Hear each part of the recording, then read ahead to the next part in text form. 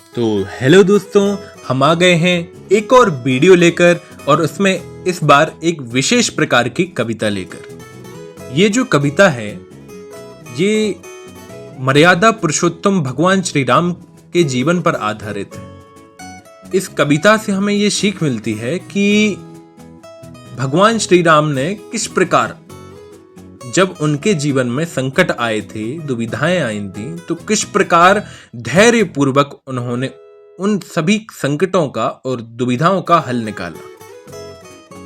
तो ये जो कविता है इसका नाम है बोलो कहां तक टिक सकोगे यदि राम सा संघर्ष हो।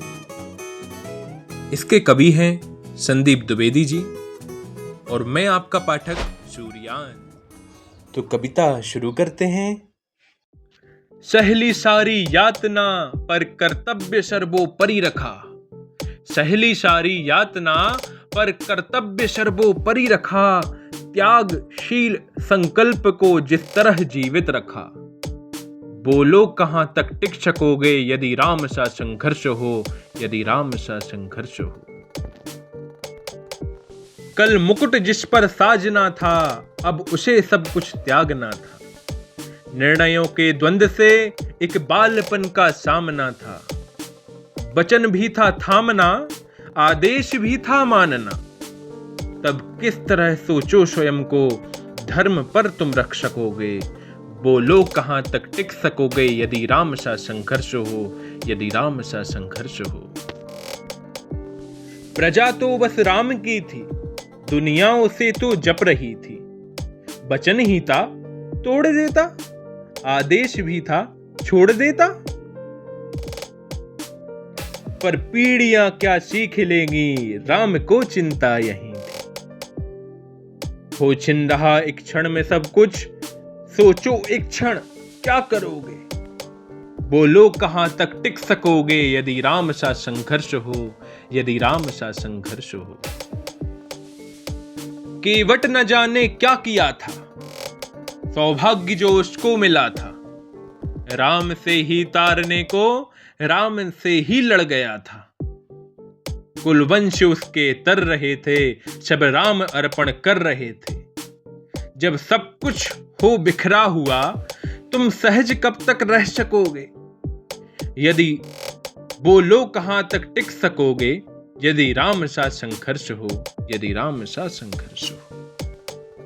है याद वो घटना तुम्हें जब राम थे वनवास में, है याद वो घटना तुम्हें जब राम थे वनवास में। सिया थी हर ली गई, था कौन उनके साथ में।